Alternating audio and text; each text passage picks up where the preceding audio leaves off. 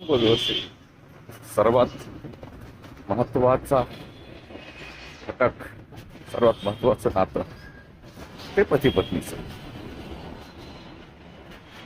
कारण ह्या नात्यावर आजवर आपली संस्कृती, आपले परिवार, आपला समाज हा टिकून आहे आणि त्याला एक आगळीवेगळी अशी सांस्कृतिक अशी ओळख आहे.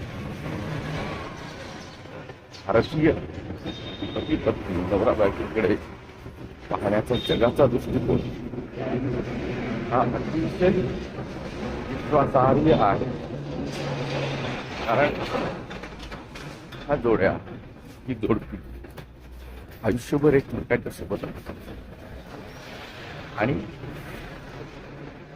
पुढील 7 जन्मांचा सुद्धा म्हणजे पुढील 7 जन्माची कमिटमेंट ते देऊ शकतात. इतकं महान मोठा विश्वास हा या नात्यामध्ये पेरून ठेवलेला आहे. तर मग हे नातं कुठल्या पायावर आधारित आहे? तर हे नातं विश्वास नावाच्या पायावर आधारित. कारण 1 जन्म नव्हे तर 7 जन्म आम्ही एकमेकांसोबत राहणार. 7 जन्म आम्ही एकमेकांना सांभाळणार. 7 जन्म आम्ही एकमेकांशी आहोत. ही जी भावना आहे, ही भावना केवळ आणि केवळ एकमेकांप्रती असणारा विश्वास, एकमेकांप्रती असणारा आदर, एकमेकांविषयीची तीव्र उत्कट भावना यांनीच फक्त बांधू शकतो. कुठल्याही व्यावहारिक तार्किकतेवर हे नातं आधारित भावनिक आधारावर असलेलं नातं आहे. भावना आणि व्यवहार या दोन्ही गोष्टी या नात्यामध्ये एकत्र नांदत आहेत आणि नांदत असतील तरी त्या सामोपचाराने, समजूतदारीने अशा त्या नांदतात. तेव्हा ते नातं दीर्घकाळ टिकतं. आणि आजकाल जे विभक्त होण्याचं प्रमाण वाढलेलं आहे ते भावनांचा व्यापार होणे किंवा व्यापारात भावना आणणे, ह्या दोन्ही गोष्टींमुळे हे विभक्त होण्याचं प्रमाण वाढलेलं आहे. मग इतर देशाच्या तुलनेनं हे नगण्य प्रमाण आहे. आपण सकारात्मक गोष्टीवर बोलूया की जे नातं आहे हे टिकतं कशामुळे? तर हे नातं टिकण्याचं एकमेव कारण आहे ते म्हणजे एकमेकांना आहे असे स्वीकार. म्हणजेच काय? म्हणजे त्यांच्या गुणदोषासह स्वीकारणे. जेव्हा आपण एखाद्याला गुणदोषासह स्वीकारतो तेव्हा ती व्यक्ती पूर्णतः आपली असते. ती व्यक्ती पूर्णतः भावनिक रीतीनं आपल्याशी जोडलेली असते, एकरूप झालेली असते. म्हणजे माझे गुण पण आवडतात, माझे दोष पण न कुरबुर करता स्वीकारले जातात. ही जेव्हा भावना येते तेव्हा ते आपले पण असतात. म्हणजे एखाद्या भिंतीमध्ये ओबडधोबड चिरा पण तुम्ही बसलेला दिसतो. याचा अर्थ त्या ठिकाणी चौकोनी चिरा असायला हवा का? हा असायला हवा. पण तो ओबडधोबड पण तिथे बसवला जातो किंवा तो बसतो. याचा अर्थ त्या भिंतीनं त्या चिऱ्याला स्वीकारलंय. तो चटकोनी असो, चौकोनी असो की अजून वेगळ्या आकाराचा असो, तरी पण ती भिंत त्याला सामावून घेते आणि त्या घराची मजबूती करते. म्हणून असे प्रत्येकानं अशा विविध आकाराच्या चिऱ्यानं बनवून ती आपल्या घराची भिंत सजवायची असते, मजबूत करायची असते. आणि मग ह्या भिंतीच्या चिऱ्यामध्ये सर्व नाती येतात. पती पत्नी, मुलं, त्या घरामधील ज्येष्ठ सगळेच. मग सगळ्यांच्याच बाबतीत ही गोष्ट लागू झाली तर ते कुटुंब समाजामध्ये वेगळी प्रतिष्ठा प्राप्त करून असते. की बघा आज इतके लोक एकत्र राहतात की आज अनेकांना सामावून घेण्याची क्षमता ही शिल्लक राहिलेली नाही. म्हणजे एकमेकांचे दोष स्वीकारून त्यांना स्वीकारायची पद्धत कमी झाल्यामुळे ते कुटुंब संकुचित होत गेलेलं आहे. किती संकुचित होत गेले ते, तर आता पती पत्नी आणि मुलं पर्यंत ते संकुचित झालेले आहे. तर किमान एवढ्या नात्यामध्ये तरी कुटुंब अजून हेल्दी होण्यासाठी मानसिकदृष्ट्या, सामाजिकदृष्ट्या, आर्थिकदृष्ट्या एकमेकांचे गुणदोष स्वीकारल्याशिवाय, एकमेकांना गुणदोषासह स्वीकारल्याशिवाय ही गोष्ट शक्य होणार नाही. आणि आज ही याच्या विपरीत घडताना दिसते. म्हणून अगदी शिल्लक कारणावरून त्या कुटुंबामध्ये एकमेकांबद्दलची असूया, एकमेकांबद्दलचा द्वेष हा वाटतोय आणि नातं कुठेतरी बाजूला पडतंय. म्हणजे दोष कुठेतरी बाजूला पडायला पाहिजे. जसं तूप तयार होताना बेरी बाजूला पडायला पाहिजे, ती बेरी तुपात मिसळतीये. असं काहीतरी आजकाल घडतंय. आणि म्हणून हे टाळण्यासाठी सर्वांनीच खंबीर होऊन आपले विचार दृढ ठेवले पाहिजे की आम्हाला एक राहायचं आहे, आम्ही एक आहोत, कुटुंब म्हणून एक आहोत, पती पत्नी म्हणून एक आहोत, मुलं आई म्हणून एक आहोत, सुनबाई आणि हा परिवार सगळं एक आहे. तेव्हा ही गोष्ट शक्य. विश्वास म्हणजे काय? विश्वास म्हणजे पती पत्नी नात्याबद्दल सांगतोय की विश्वास म्हणजे आपल्या हातून काहीही गोष्ट झाली तरी हा किंवा ही मला समजून घेणार आणि त्या मागची पार्श्वभूमी समजून घेणार आणि मग माझ्याशी तसा वागणार. चूक झाली असेल पोटात घेणार, समजावून सांगणार, चार चौघात वाभाडे नाही का, दोघांच्या बाबतीतही. ही गोष्ट सर्वात महत्वाची एकमेकांच्या विश्वासाबद्दल वाटली पाहिजे.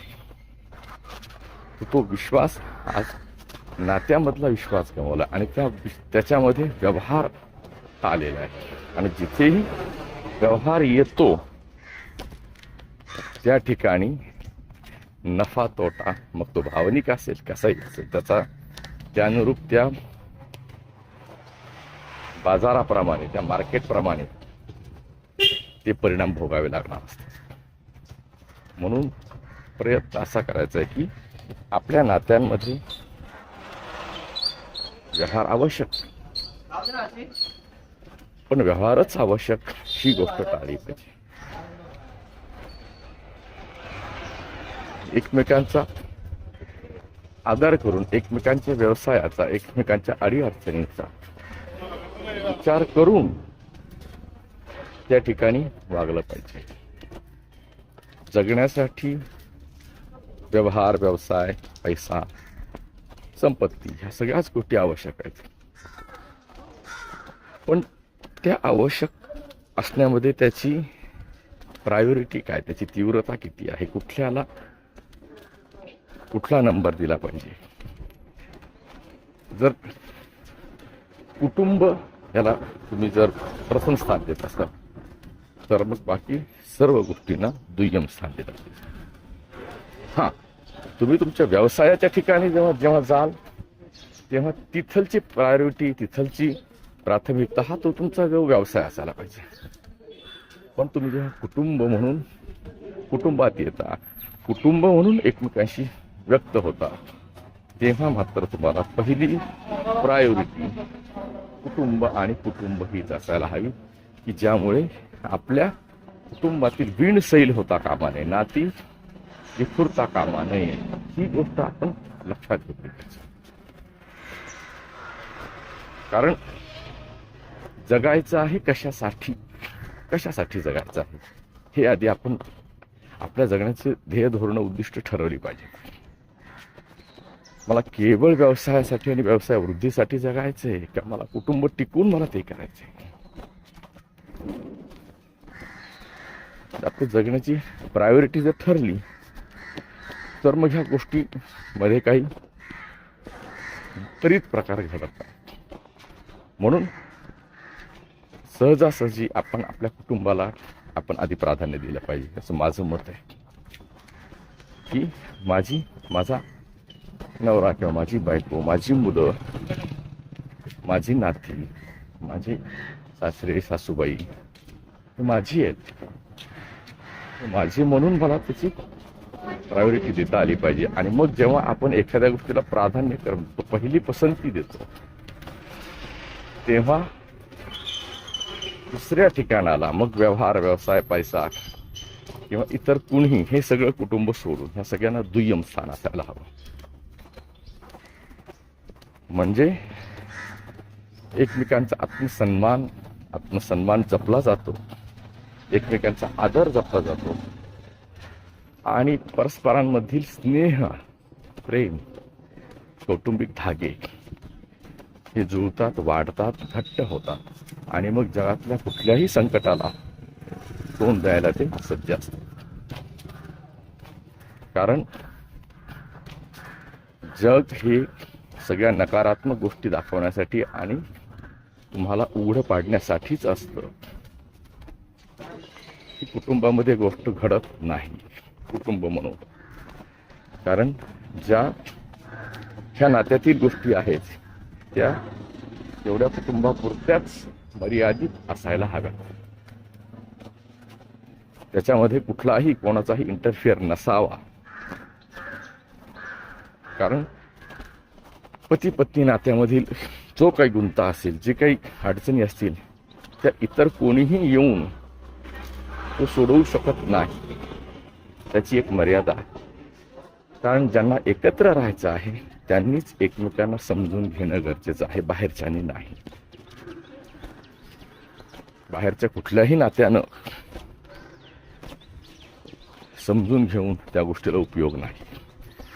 आणि आपल्या शब्दांची धार जरूर असावी, पण ती प्रेमाची असायला हवी. रक्तबंबाळ करणारी, घायाळ करणारी, अपमानित करणारी अशीच आपल्या वाणीला धार असेल तर दोन्हीही नाती ही एकत्र राहूनही विभक्त राहिल्यासारखी असतात.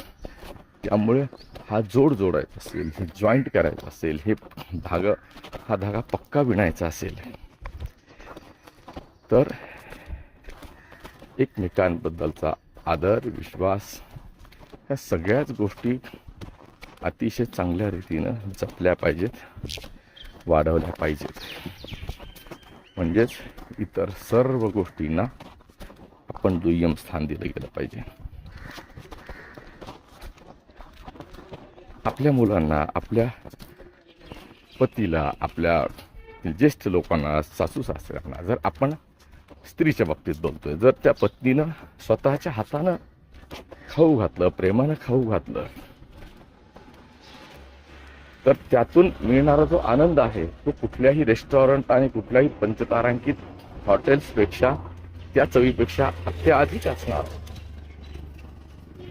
आणि आपल्या पतीनं आपल्या पत्नीस जेव्हा अशा रीतीनं करून खाऊ घातलं जातं किंवा कुटुंबासाठी एखादी स्त्री धडपडतीये, तिचं चार चौघात कौतुक केलं आणि घरातही तू करतेस हे नुसतं व्यक्त झालं तरी त्या स्त्रीला अजून कितीतरी करण्याचं बळ मिळत असतं. आणि आजकाल चं लोन घ्यावं लागतं, शब्दांचं कर्ज घ्यावं लागतं. बोलताना भरभरून स्तुती करणं हे आज कुटुंबामध्ये थांबलेलं आहे. हा ठीक आहे, करतच असतात, तुझं ते कामच आहे. नाही. किंवा पतीलाही तो पैसे आणतोय, तो घर चालतोय, त्याचं कामच आहे. नाही. तुम्ही आमच्यासाठी एवढं करता याची जाणीव ती त्या गृहिणीला असायला पाहिजे आणि त्याबद्दल तिनं कृतज्ञ राहायला पाहिजे. तसेच त्या कुटुंबातील कर्त्या पुरुषांना आपली पत्नी इतकं सगळं काही करत आहे त्याचं कौतुक हे करायलाच पाहिजे. की हे खूप तुझ्यामुळे मी आहे एवढं वाक्यानं सुद्धा अनेक कुटुंब ही सक्षमपणे उभे राहिले. कारण पाया म्हणजे तरी काय, कारण पाया हा दिसत नसतो. पाया हा दिसण्याची बाब नाही. तुमच्या कुटुंबाचा पाया मजबूत पाहिजे. एखाद्या बिल्डिंगचा पाया मजबूत पाहिजे, एखाद्या व्यवसायाचा पाया मजबूत पाहिजे, एखाद्या नात्याचा पाया मजबूत पाहिजे. म्हणजे काय, कारण पाया नावाची जी गोष्ट आहे, बेसमेंट नावाची जी गोष्ट आहे, ती जगाला माहीत असण्याची गरज नाही. कारण ज्याचा पाया जितका खोल, मजबूत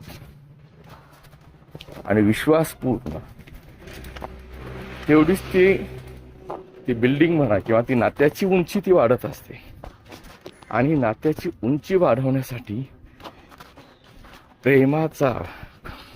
प्रेमाची खोली, समजूतदारपणाची खोली,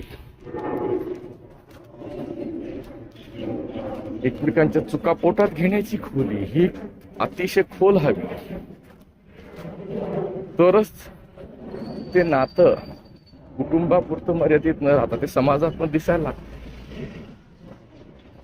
अशा अनेक जोड्या आहेत की ज्यांचा आदर्श पती पत्नी म्हणून आपण त्यांच्याकडे पाहतो. कारण 50, 60, 70 वर्ष संसार करूनही ते अजूनही म्हातारपणाची काठी होतात, एकमेकांची काळजी घेतात, एकमेकांना समजून घेतात आणि कुठलंही अंतर एकमेकांमध्ये येऊ देत नाही. आपल्याही आई वडिलांमध्ये भांडण होत नव्हते का? होत होते. किंवा त्यांच्या याच्यामध्ये होत नव्हते का? होत होते. म्हणजे दोन विभिन्न व्यक्ती एकत्र आल्यावर विभिन्न परिस्थिती जगलेल्या, वाढलेल्या, आपापल्या कुटुंबाची वेगळी परिस्थिती असणाऱ्या व्यक्ती एकत्र आल्यानंतर ही गोष्ट होणार आहे. पण ती धार एकत्र राहून बोथट व्हायला आहे. म्हणजे स्वीकारण्याची वृत्ती त्याच्यात पाहिजे. ते कंगोरे टोचवण्यात एकमेकांना काही मजा नाही. आणि ते कंगोरे आपण कमी केले ते आपण आपल्या पुढच्या पिढीपर्यंत सोपवलं पाहिजे, म्हणजे आपल्या मुलांपर्यंत पोहोचवलं पाहिजे. हा, आमचं नाही पटत, पण आम्ही एकमेकांना म्हातारपणापर्यंत साथ देणार आहे. हा मेसेज, संदेश जाण्या इतपत आपण मोठं व्हायला हवं. केवळ वय वाढल्यामुळे शहाणपण येतं अशी गोष्ट नसते. अनेकांना 70 मध्ये सुद्धा समुपदेशनाची गरज पडते. त्याच्यामुळे आपलं वय किती आहे त्यावर हे अवलंबून नसतं, तर आपलं मानसिक वय किती आहे यावर ह्या गोष्टी अवलंबून. त्यामुळे आपण मानसिक जास्त वयानं जगायचं, पण आपला अल्लडपणा हरवू द्यायचा नाही. याचा अर्थ लहान मुलांसारखं आपण कुठलाही निर्णय कसा घ्यायचा का नाही, ते अल्लडपण आनंद घेण्यासाठी जगायचं. त्या अल्लडपणाचा अर्थ तुम्ही बेफाम बेसुमार कसंही जगा न विचार करता असा नाही, तर तुम्ही त्या गोष्टीचा की पती पत्नीमध्ये अल्लडपणानं एकमेकांना समजून घेऊन छानपैकी बाहेर गेलेत कधीतरी जेवायला हॉटेलमध्ये, कधीतरी पतीने कधीतरी करून खाऊ घालतात. कधीतरी रुसवा फुगवी झाली, एकमेकांचा रुसवा काढलाय, एकमेकांच्या आवडत्या वस्तू, एकमेकांच्या आवडत्या गरजा माहिती आहेत त्या आपण पूर्ण केल्या कुठल्याही अटीशिवाय. किंवा मी तुला हे केलं म्हणून तू मला माझ्या वाढदिवसाला मी तुला इतकं मोठं गिफ्ट घेतलं, तू मला काहीच घेतलं नाही. किंवा मी तुला 1 लाखाची वस्तू घेतली आणि तू मला 10 रुपयाचं चॉकलेट दिलंस. नाही, त्या 10 रुपयाच्या चॉकलेटमध्येही तितकंच प्रेम दिसायला पाहिजे. तर तो व्यवहार तिथे थांबला की मग तुमचं नातं छान, मस्त, हेल्दी, सुंदर, लोकांना आकर्षित करणारं, लोकांनी तुमची कॉपी करावी असं ते नातं व्हायला लागतं. आणि हे नातं कुठल्याही वयात तुम्ही प्रस्थापित करू शकता. कारण पती पत्नी नात्यातील अंडरस्टँडिंग ही शब्दातून नसते असं माझं वैयक्तिक मत आहे. ती फक्त देहबोलीतून, डोळ्यातून अशी ती ओळख असते. त्यामुळे ते जे नातं आहे हे सुंदर रीतीने जगणं हेच आपल्या आयुष्याचं, जीवनाचं उद्दिष्ट असायला हवं. कारण उद्याचा दिवस कोणालाच माहीत नसतो. उद्या काय होणार आहे याची कोणालाही जाणीव नसते. आणि ती जर जाणीव झाली असती तर जगण्यातली सगळी मजाच निघून गेली असती, है ना. जन्म आणि मृत्यू 2 गोष्टी ह्या आपल्या हातातील नाहीत. त्यामुळे जो उद्याचा दिवस आहे तो उद्याचा दिवस मला माहीत नाही असं होऊन जर जगलं तर ते होणारा प्रत्येक काम, ते होणारा प्रत्येक संवाद हा अतिशय सुखद, सुसंवादी, असूया विरहित असा होईल यात शंका नाही. फक्त आपण समजून घ्यायला पाहिजे की उद्या आपण नाही आहोत. एवढी एक भावना जरी रुजली तरीही त्या भावनेमुळे ते कुटुंब, ते नातं अतिशय मजबूत. अरे आजचा दिवस माझ्याकडे, किती जगून घेऊ मी, किती एकमेकांना समजून घेऊ, एकमेकांसाठी किती करू, या सगळ्या अशा गोष्टी यामध्ये अंतर्भूत व्हायला पाहिजेत. म्हणजेच काय, आपण आता 45 वर्षाचे आहोत, 50 वर्षाचे आहोत, ही मानसिक वय आपण वाढवलं पाहिजे, तेव्हाच ही जाणीव येऊ शकते. 18 आणि 20 वर्षांच्या वयाला ही जाणीव अपेक्षित नाही. म्हणजे जर तुम्ही वयानं, मानसिक वयानं 18 आणि 20 ह्या वयात जगत असाल तर तुम्ही खूप बेफान, बेधुंद भविष्याचा, समाज घटकांचा आपल्यावर काय परिणाम होतोय याचा विचार न करता तुम्ही जगाल. हो, विभक्त व्हायचंय, हो हो हो आपण विभक्त चालेल. म्हणजे इतकी सोपी सहज गोष्ट आहे का? स्वतःसाठी, कुटुंबासाठी ही सहज आणि ही सोपी गोष्ट नाही. मग हे कधी घडू शकतं? जेव्हा ते मानसिक वय 18 ते 20 वर्षाचं आहे तेव्हा काही निर्णय घेतला जाऊ शकतो. हो हो चालेल, मला नाही राहायचं सोबत. पण जेव्हा प्रत्यक्ष जीवन जगायला लागतो तेव्हा ती गोष्ट सत्य असते का? नाही. मग ते कळायला काही दिवस, काही महिने, काही वेळ द्यावा लागतो. मग आपण आपलं मानसिक वयच वाढवलं तर आपल्याला दिसेल की हे आपण जे बोलतोय त्या बोलण्यामध्ये काहीही अर्थ नाही. हे जे बोलणं आहे हे निरर्थक आहे. त्याला अर्थ नाही, त्याला लॉजिक नाही, त्याला पाया नाही, त्याला बेस नाही. आपण फक्त राग आणि महत्वाचा इगो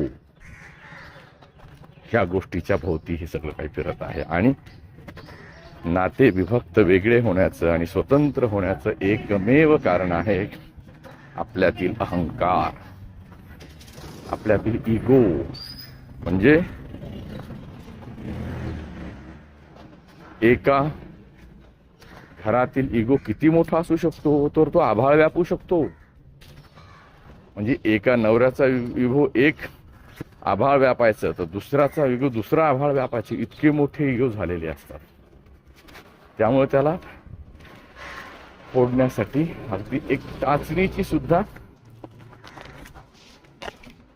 पुरेशी असते, की तेवढ्याने सुद्धा तो फुगा फुटू शकतो. पण टाचणी लावायची कोणी, त्या आपल्या इगोला नष्ट करायचं कोणी, मागे यायचं कोणी, हा सगळ्यात मोठा प्रश्न असतो. मी का म्हणून कमीपणा घेऊ. आणि जर जसं की अनेक काड्या पेट्या असतात, त्याच्यामध्ये समोर त्याचा जो गुल असतो पेटवण्याचा, तर काड्या सलग ठेवलेल्या आहेत अशा सगळ्या, आणि एक पहिली काडी पेटवली आहे, तर काय होणार, एकानंतर एक सगळी काड्याची डब्बी, ती सर्व काड्या पेटून जाणार. पण त्यातील एका काडीने ठरलं की मी मागे येते, तर काय होऊ शकतं, पुढच्या काड्या वाचतात पेटण्यापासून, कारण त्याला तिथे शिलगावण्यासाठी, पेटण्यासाठी कुठलीही जागा नसते. त्यानं त्या काडीनं स्वतःचा इगो मागे घेतला, स्वतःचा अहंकार मागे घेतला. मीच का मागे जाऊ, नाही, कुटुंब वाचवायचंय ना, जा मागे, म्हणा सॉरी, माफ कर, एकमेकांनी, असं ज्याला असं वाटतं की माझं कुटुंब टिकलं पाहिजे, ह्या सर्व जगापेक्षा माझं कुटुंब मला प्रिय आहे, ही ज्यांच्या मनात भावना असते, ती नाती घट्ट असतात.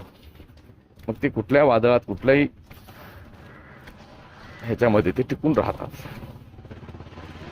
म्हणून हे जे इगो आहे, अहंकार आहे, हा दुखावला जाणार, ती गोष्ट ठेवायचीच नाही ना आयुष्यामध्ये. दुखावला कधी जातो, जेव्हा आपल्याकडे असतो तेव्हा.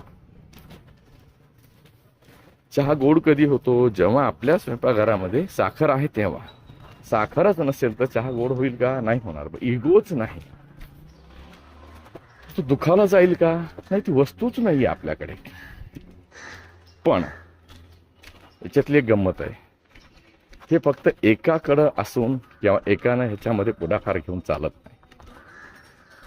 हे दोन्हीकडे व्हायला पाहिजे, दोन्ही नात्यात व्हायला पाहिजे. म्हणजे जसं सुरुवातीला म्हणलं होतं की गुणदोषासह, म्हणजे मग तू पण कमीपणा घेतेस, मी पण घेतो, मलाही नातं तितकंच महत्वाचं आहे. दोघांनाही कुटुंब हे महत्वाचं वाटलं पाहिजे, मुलं महत्वाची वाटली पाहिजेत, आपले वडीलधारे ज्येष्ठचे महत्वाचे वाटले पाहिजेत. म्हणजेच काय, तर ज्या ठिकाणी त्याग येतो, ज्या ठिकाणी पायाचे दगड व्हावं लागतं, की इतकं एखाद्या पुरुषानं त्या कुटुंबासाठी केलं, इतकं एखाद्या त्या स्त्रीनं कुटुंबासाठी केलं, हे जगानं ओरडून सांगावं. काय काय केलंय आम्हाला माहिती आहे. शेजाऱ्या पाजाऱ्यांनी कोड कौतुक केलं पाहिजे, गुण गायले पाहिजेत, की किती कशा रीतीनं जगत होते, हे असं लोकांना नाही सांगितलं पाहिजे. तशी काळजी आपण आपल्या कुटुंबाची घ्यायला. म्हणजे मग सगळ्यात महत्वाचं कारण काय याचं, इगो. तर हे सगळे इगोचे फुगे फटाफट प्रत्येकानं आपल्या कुटुंबामध्ये, जिथे जिथे हे पती पत्नी नात्यामध्ये खूप वाद विकोपाला जात आहेत, एकमेकांवर शब्दांचे प्रहार होत आहेत, एकमेकांना शारीरिक इजा करण्यापर्यंत जात आहेत, मानसिक इजा एकमेकांना करतायत, सर्व नाती तुटून जात आहेत, आणि हे कुटुंब बिखरतंय असं वाटतं, तेव्हा एकच काम करायचं की आपल्यातील अहंकार, मला का नाही विचारलं, मी फक्त जर बाजूला केला तर जगातले युद्ध सुद्धा थांबणार आहेत. पण प्रश्न तो मागे यायचं कोणी, इथे गाडी अडते. त्यामुळे ज्याला त्या कुटुंबाची खरीच काळजी आहे, ते अपमान सहन करून या गोष्टी करायला पाहिजे. तो इगो त्याच ठिकाणी फोडून टाकला पाहिजे, आणि परत त्याचा प्रवेश त्या नात्यात, त्या कुटुंबात कधीही व्हायला नको. कारण पुन्हा हळूहळू फुगा भरणार, तर पुन्हाही हा स्फोट होणारच आहे. त्यामुळे त्याच्यात हवा भरणारच नाही, ही काळजी घ्यायची. मीपणा वाटेल ज्या ठिकाणी मीपणा येतो, तेव्हा तिथं सगळे गळून पडलेले असतात नाते. आम्ही त्याच्यामध्ये पण मी आहे, पण त्याच्या आधी काही जोडलेत नाही नाते सर्वजण. ते जेव्हा आम्ही मध्ये रूपांतर होईल, मी यायला हरकत नाही, पण तो यायला पाहिजे आम्ही मध्ये यायला पाहिजे. तो जेव्हा आम्ही मध्ये येईल तेव्हा ते कुटुंब सुरक्षित राहील. त्या मायेच्या उबदार पंखाखाली सर्वजण छान आनंदाने राहतील. आणि आपल्या भविष्याची चिंता काय, आपल्या मुलांना आपण किती चांगले संस्कार देऊ शकतो, आपल्या मुलांचं भविष्य काय आहे, आपल्या मुलांनी कोणाचा आदर्श घ्यावा. प्रत्येक मुलाचे आदर्श हे त्यांचे आईवडील आधी असतात. आयडल आईवडील असतात. आपण तसे होण्यासाठी पात्र आहोत का? साखर, हा उदाहरण चाललं होतं आपलं की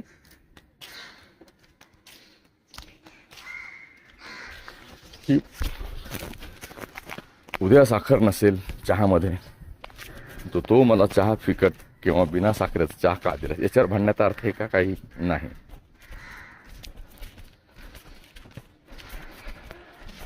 तर त्या अशा सर्व ज्या छोट्या छोट्या गोष्टी आहेत, ओव्हर थिंकिंग म्हणतो आपण त्याला, आपल्या नात्याबद्दल ओव्हर थिंकिंग करू नये. त्यानं कुटुंबाचं स्वास्थ्य हे बिघडत असतं. कारण जी गोष्ट घडणार आहे तिच्यावरचा निकाल देणं अतिशय चुकीची गोष्ट आहे. जेव्हा वर्तमानात ती गोष्ट घडते तेव्हा त्यावर रिॲक्ट होणं, प्रतिक्रिया देणं हे साजेसं असतं. त्यामुळं अनेक कुटुंबातील इगो हा पहिला मुद्दा आहे नवरा बायकोमधील नातं बिघडण्याचा. आणि दुसरा आहे ओव्हर थिंकिंग, म्हणजे अतीव विचार एखाद्या गोष्टीचा, एखाद्या गोष्टीवर, आणि त्यावर मत आज नोंदवणं जे भविष्यामध्ये घडू शकेल त्याची पण शक्यता असते, जे हो किंवा नाही. ती शक्यता आपण प्रत्यक्षात वर्तमानात जपतो असं समजायचं आणि त्याच्यावर आपण रिॲक्ट व्हायचं, निकाल द्यायचा. त्यामुळे अशा अनेक कुटुंबामध्ये, नात्यामध्ये या गोष्टींमुळे, ह्या महत्त्वाच्या दोन गोष्टींमुळे, इगो आणि अतिरिक्त विचार, आधीचा विचार, ओव्हर थिंकिंग, ह्या दोन गोष्टी कुटुंबाला, कुटुंब पती पत्नी नात्याला खूप धोकादायक आहेत. कारण ही नाती खूप क्लोज असतात. अजून तरी लग्न करून आणल्यानंतर सहजरित्या मला तुझ्यासोबत राहायचं नाही असं कोणी म्हणत नाही. त्याला खूप वेळ घेतात, काही वर्ष वेळ घेतात, मग ह्या गोष्टीवर येतात. आणि ही जी वर्ष कमी होतात, की आजकाल 10-20 वर्षानंतर मला विभक्त व्हायचं म्हणतात. पण ही शक्य असते का गोष्ट? नाही. आता काही 1 वर्षामध्ये 2 वर्षात करतात. तर हे जे प्रमाण वेळेचं आलेलं आहे इतक्या लवकर, कारण मग त्यांचं मगाशी म्हणलं तसं मानसिक वयच वाढलेलं नाही, त्यामुळे ते निर्णय करतात आणि भविष्यात पश्चाताप करतात की अरे हां, हे चुकीचं केलं. पण एकदा कायदा त्या घरामध्ये शिरला, त्या नात्यात शिरला, की मग कायद्यानंच बोलावं लागतं. आणि कायद्यापाशी भावना चालत नाही. कायदा आणि भावना दोन वेगळ्या गोष्टी आहेत. भावनेनं कायदा चालत नाही, नियमानं कायदा चालतो. मग नियम आले जगताना कुटुंबामध्ये, तर मग दोष कसे स्वीकारणार? नियमानं दोष चालत नाही, बरोबर आहे. पण जगताना कुठपर्यंत कायदा आपल्या घरात येईल याचा विचार त्या पती पत्नीनं केला पाहिजे. आणि सगळं का बोलतोय तर आजकाल ह्या नात्यांमध्ये जे दुरावा निर्माण झाला, त्या दुराव्याची कारणं शोधण्यासाठी हे प्रयत्न होतात. याच्यात काय कारण आहेत? महत्वाची 2 कारणं ह्या सगळ्या अभ्यासातून सापडली की खूप अहंकार प्रचंड, मी करते, मी करतो, माझ्याशिवाय पान हलत नाही, मीच आहे. आणि दुसरं,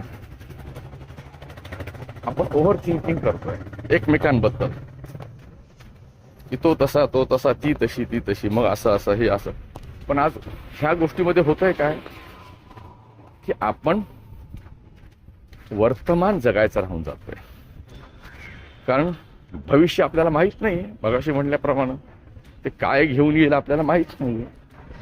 पण वर्तमान आपण आज जगतोय ना, तर आज जे जगतोय ते आनंदानं जगलं पाहिजे ना. उद्याच काय जगायचं ह्या विचारापेक्षा आज जगलं पाहिजे महत्वाचं आहे. बरं, जे जगून झालंय त्याच्याबद्दल विचार करण्यात काही पॉईंट नाही आहे.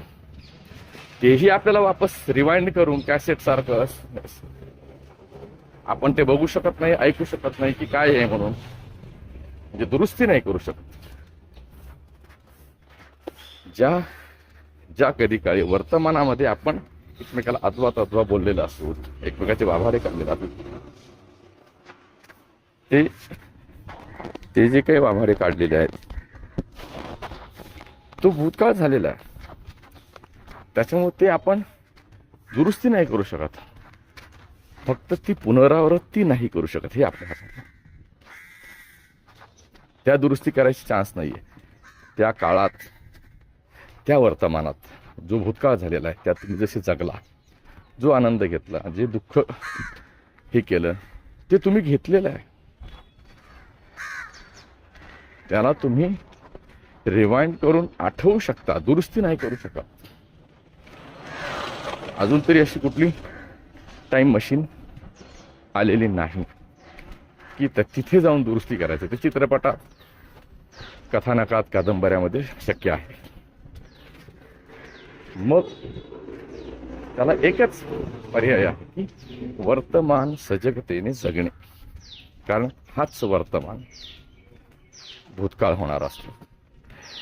हाच वर्तमान कधीतरी भविष्य असतो. तो आज आला की वर्तमान होतो. त्यामुळे आजचं जे जगणं आहे यावर लक्ष केंद्रित करणं, आजचा श्वास घेणं, आजचा आनंद आहे. केवळ याच गोष्टीसाठी जगणं, त्याला माझ्या दृष्टीनं जगणं असं म्हणतात. त्यामुळे आजचा हा काळ इतका सजगतेचा आहे, इतका तत्परतेनं जगण्याचा आहे की ह्यावर आपलं भविष्य, भूत भविष्य सगळं काही गोष्टी त्यात घडवण्याची क्षमता असते. जो भविष्यकाळ असतो तो आपला वर्तमान पण असतो. कारण आपण एखादी गोष्ट किती सातत्यपूर्ण रीतीने, एखादी चांगली गोष्ट खूप सातत्यपूर्ण रीतीने काही वर्ष केली तर तो जो भविष्यकाळ आहे तो आज वर्तमान आहे. त्यात तुम्ही एका वेगळ्या लेवलवर, वेगळ्या स्थितीवर, वेगळ्या याच्यावर असता. पण तीच वर्ष आपण अगदीच आळसामध्ये घालवली तर तोच जो भविष्य असतो तो आज वर्तमान झालेला असतो. तिथे आपण कुठल्या पातळीवर आहोत, कुठल्या लेवलवर आहोत हे पण आपल्याला दिसत असतं. मग ते व्यवसाय असो की कौटुंबिक पार्श्वभूमी, कौटुंबिक नाती असो, ह्या सगळ्यांची उंची आहे ती त्या तुमच्या सातत्यपूर्णतेवर अवलंबून असते. त्यामुळे कुटुंब, ज्यांनी कुटुंबाला महत्त्व दिलं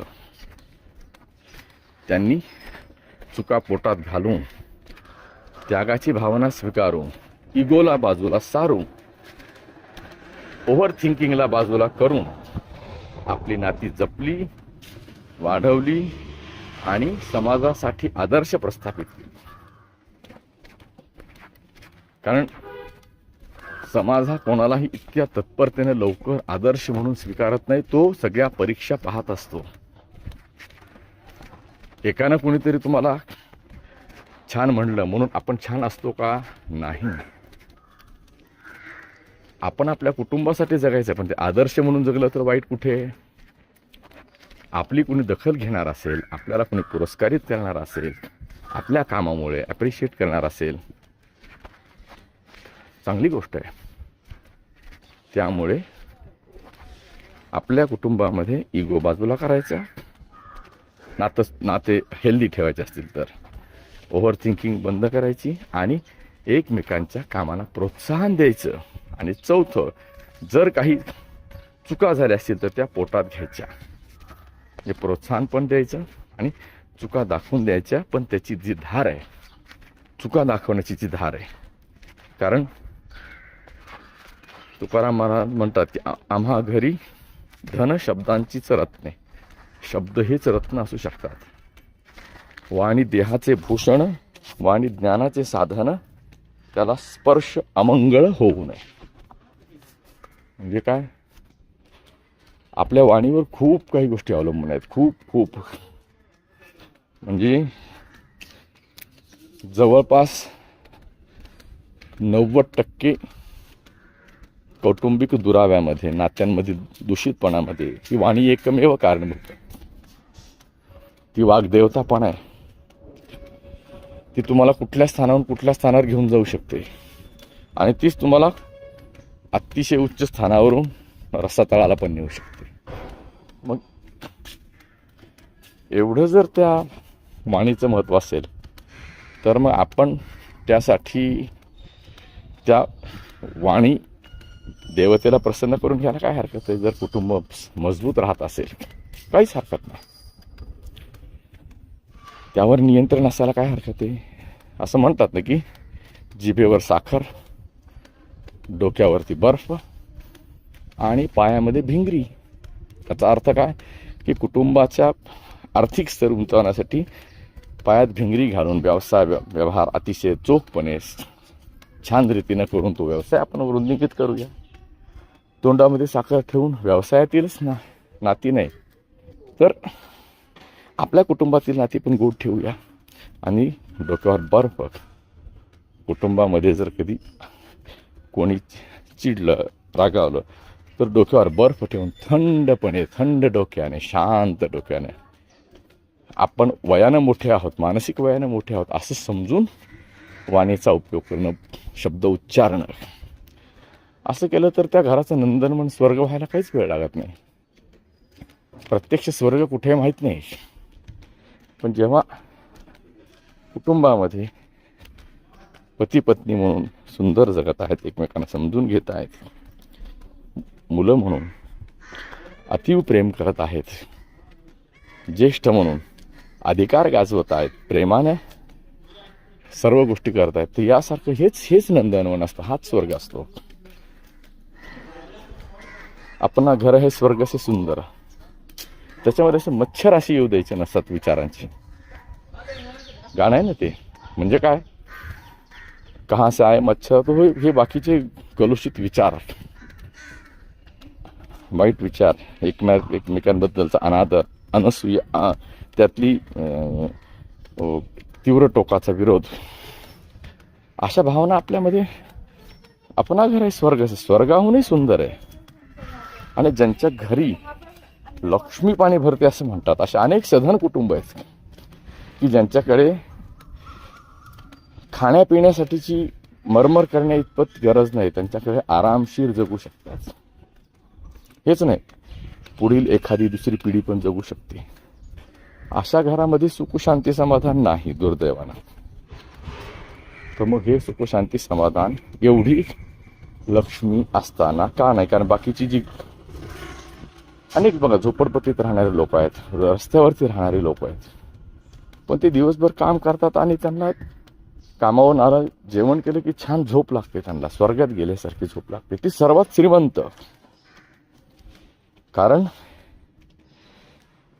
आनंदानं झोप घेणं हे सुद्धा श्रीमंतीचं लक्षण आहे, तुमच्या मानसिक श्रीमंतीचं लक्षण आहे. आपण जर ते करत नसू किंवा आपल्याकडे तसं होत नसेल, ज्या नात्यांमध्ये असं, दुरुस्तीची गरज आहे. ती श्रीमंती वाढवण्याची गरज आहे. अंग टाकल्याबरोबर आपल्याला झोप लागली पाहिजे. आणि भ्रांत कशाला, चिंता कशाची. आर्थिक चिंता ज्या घरातील मिटलेल्या आहेत अशा ठिकाणी केवळ मानसिक शांतीची गरज आहे. आणि ती मानसिक शांती ही तुमच्या वाणीतून पहिली व्यक्त होत असते. तिचा वापर तुम्ही तलवारीसारखा केला तर सगळे रक्तबंबाळ होणार आहेत, घायाळ होणार आहेत सगळे. आणि त्याचे जे व्रण आहेत ते शब्दांचे व्रण लवकर मिटत नाहीत, माराचे व्रण लवकर मिटतात, आयुष्यभर राहतात. त्यामुळे शब्द वापरताना अतिशय तोलून मोलून, अगदी सोन्याच्या तराजूत मोजल्यासारखे वापरावे लागतात. तर त्याची किंमत होते, नाही तर त्याचा भंगार व्हायला वेळ लागत नाही. तुमचं कोणीही म्हणणं ऐकत नाही. दोन्हीही नात्यांमध्ये एकमेकावर तुम्ही वार करू लागले तर तुम्ही शुद्ध हरपून जाता की आपण घरात आहोत, रोडवरती आहोत, की आपण अजून एखाद्या पब्लिक सगळ्या प्लेसमध्ये आहोत, हे सगळे विसरता तुम्ही. कारण तिथे तुमचा इगो एवढा मोठा झाला असेल की तुम्ही एकमेकांना पण पाहू नाही शकत. हा माझा नवरा आहे आणि ही माझी बायको आहे, हे तुम्ही हे नातं विसरता. कारण पडद्यावरती जेव्हा डोळ्याच्या वरती पडदा जेव्हा येतो, मोतीबिंदू जेव्हा होतो, तेव्हा तो पडदा काढल्यानंतर तुम्ही बघू शकता किंवा लेन्स टाकल्यानंतर बघू शकता. चांगला परफेक्ट चष्म्याचा नंबर लावल्यानंतर तुम्ही बघू शकता. मग तो पडदा, इगोचा पडदा का ओढता? वाणीवरती सुद्धा असा अभद्र बोलण्याचा पडदा का येऊ देता? तो आत्ताच काढून फेकून द्यायची गरज आहे, असं समजायला हवं. ही अशी कृती करायला पाहिजे. जेव्हा तुम्ही वाणीवरील आणि तुमच्या डोळ्यावरील, कानावर सुद्धा फिल्टर लावले पाहिजेत. आपण काय ऐकलं पाहिजे आणि खरं काय ते मध्ये गेलं पाहिजे. जसं फिल्टरमध्ये सगळं घाण बाकीचे निघून जाऊन पाणी स्वच्छ होतं, त्याला किती प्रक्रिया करून यावं लागतं त्या पाण्याला. मग आपले कान पण फिल्टर व्हायला पाहिजेत ना. का आपण आलं ते सगळंच घ्यायचं आणि सगळंच परत आपल्या तोंडावाटे ओकायचं? नाही. प्रोसेस दिली आहे त्याला. तुम्ही ऐका, सत्यता पडताळा, मेंदूला विचारा, मग जिभेचा वापर करा.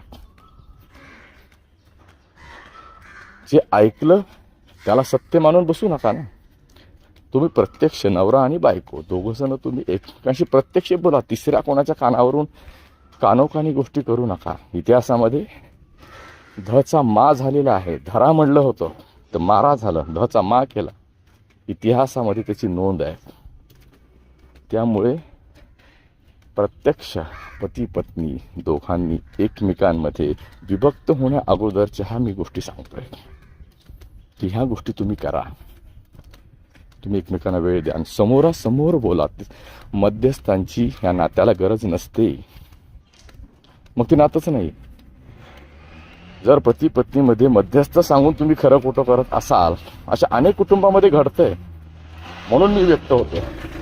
अशा अनेक कुटुंबामध्ये घडतंय की दोघातील संवाद तिसरा करतोय. कोणीतरी मित्र करतोय, कोणीतरी नातलग करतोय. याची आवश्यकता नाही. प्रत्यक्ष जे बोलायचं आहे प्रत्यक्ष. कारण प्रत्यक्ष बोलण्यानं समस्या अतिशय लवकर आणि कमी वेळेमध्ये सुटतात. त्याचा गुंता वाढत नाही. हे पती पत्नी म्हणून भविष्यातही लक्षात ठेवायला पाहिजे की तिसऱ्याची गरज नाही. तिसऱ्याचा आधार कशाला? आहे की नाही? तिसऱ्याचा आधार गरज नाही. इतकं नातं ते हेल्दी असायला पाहिजे. आणि काहींच्या टप्प्यावर 5 वर्षामध्ये असे प्रसंग येतात, काहींच्या 10 वर्षावर येतात, काहींच्या 15 वर्षावर, 20 वर्षांवर. पण कुठल्याही लेवलवर असू द्या, कितीही त्या नात्यासाठी वेळ दिलेला असू द्या, त्या टप्प्यावरून दुरुस्तीला वाव असतो. दुरुस्तीला वाव असतो. त्यामुळे झालं गेलं गंगेत घोडून आला असं आपल्याकडं म्हण आहे. तसं करायचं, नव्यानं नातं सुरू करायचं. पण परत पुन्हा तेच उगाळत बसायचं नाही. इगो फुगवायचं नाही.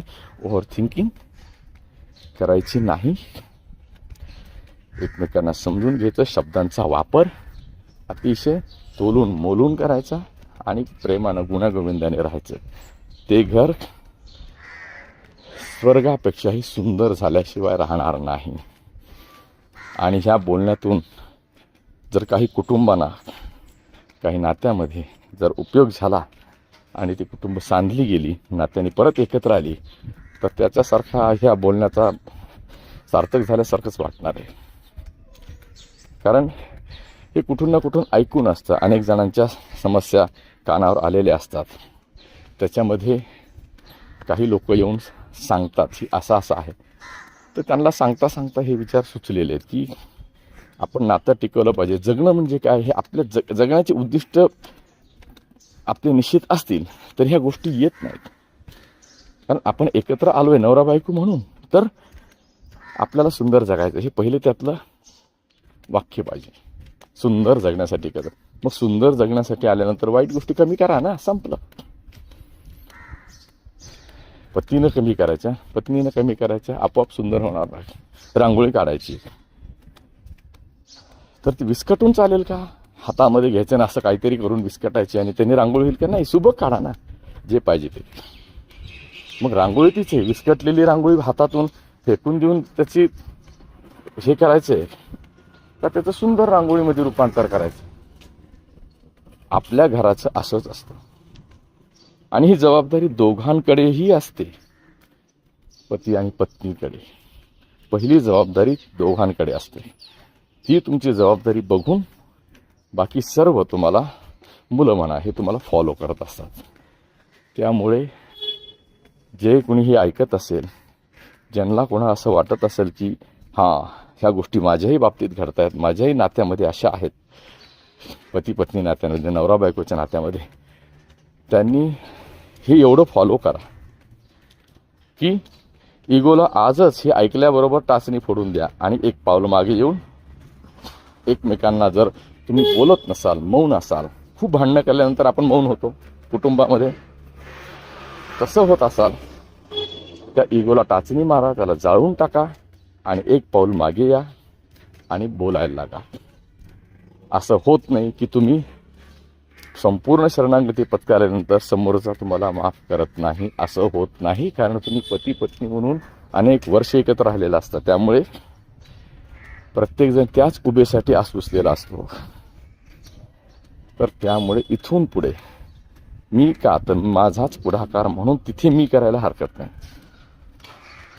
मी कुठे नाही वापरायचा. जिथे अहंकाराचा वारा वाढेल, अहंकाराचा वारा न लागो राजसा, तर तो अहंकाराचा वारा जिथे लागेल त्या ठिकाणी मी नाही वापरायचा. पण मागेपणा घेण्यामध्ये मात्र मी वापरायचा. मी तयार आहे माझ्या कुटुंबासाठी मागे येण्यासाठी.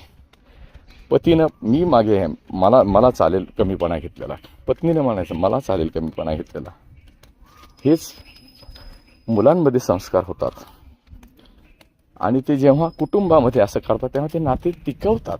कुटुंब जगणं म्हणजे हे सगळ्यांना घेऊन जगणं, त्यालाच जगणं म्हणतात. आपण खूप व्यवसाय वृद्धी करून आणि अकाउंटमध्ये पैसे भरून त्यांनी जगणं नसतं. माणसांशिवाय, कुटुंबाशिवाय हे रोबोटसारखं जगणं, त्याला जगणं म्हणत नाहीत. कारण आजवर तरी पैसे कोणी खाल्लेले नाहीत. पैशाने काही वस्तू आणू शकतात, ती आपली गरज असते. पण पैशावर किंवा सोनं, नाणं, चांदी हे खाऊन कोणी पोट भरलेलं नाही. त्यामुळे ह्याची मर्यादा आहे. संपत्तीची मर्यादा आहे, नात्यांची मर्यादा आहे, कुटुंबाची मर्यादा आहे. प्रत्येकानं, खास करून नवरा बायकोनं, एकमेकांना आदर देऊन,